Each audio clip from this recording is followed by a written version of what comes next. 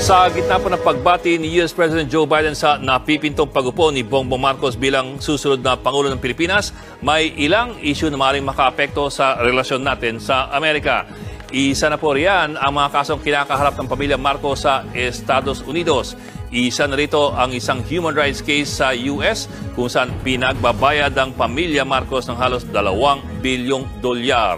Ang kaso po'y sinampa ng abogadong si Rod Domingo at ang kanyang US partner na si Robert Swift para sa grupo ni Eta Rosales at halos 10,000 human rights victims. Meron kasing batas sa US na pumapayag magsampa ang mga banyaga ng demanda para sa violations of international law, lalo't kung ang mga akusado ay nasa US.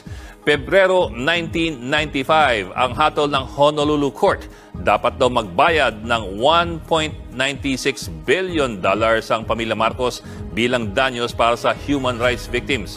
Paano nadawit si Bongbong Marcos?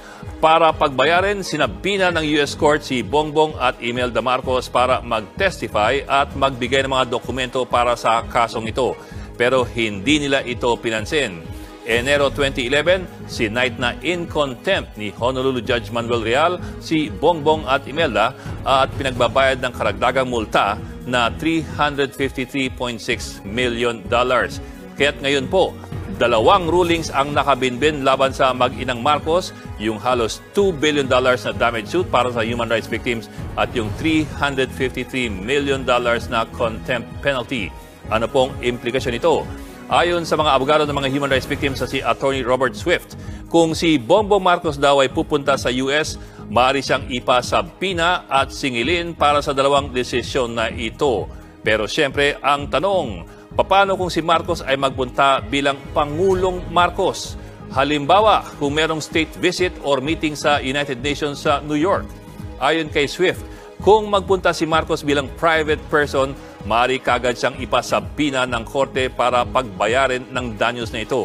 Pero kung siya raw ay nasa official visit, maaaring manaig ang tinatawag na sovereign immunity kung saan hindi basta-basta pwedeng hulihin ang isang bumibisitang leader or diplomat. Maaaring humingi ng sovereign immunity ang US State Department para lang kay Marcos. Pero sa huli, ang desisyon na ito ay manggagaling dapat doon sa US Court. Maliban sa dalawang issue na yan, meron pang isang Marcos account sa US na pinag-aawayan hanggang ngayon. Taong 1972, nagtayo si Ferdinand Marcos ng isang Panamanian dummy company para magdeposito ng $2 million sa Merrill Lynch sa New York. Ngayon, umaabot na yung account na yan ng $40 million o mga 2 billion pesos dahil lamang sa interest. Sa ngayon, ang perang yan ay nabawi na at hawak na ng US New York State Court. Yun lang, pinagtatalunan pa kung kanino dapat mapupunta ang perang yan. Kiniklaim ang perang yan ng human rights victims bilang bahagi ng $2 billion damage award ng Honolulu Court. Pero ang naging karibal nila, hindi pala mga Marcos, kundi ang mismong gobyerno ng Pilipinas. Inaangkin ng gobyerno ang perang ito. Ayon kasi sa ating batas, ang lahat po ng mga recovered Marcos ill-gotten wealth ay dapat mapunta sa kaban ng bayan. Kaya't ngayon, nabawi na po ang perang yan pero nakabinbin pa rin kung sino dapat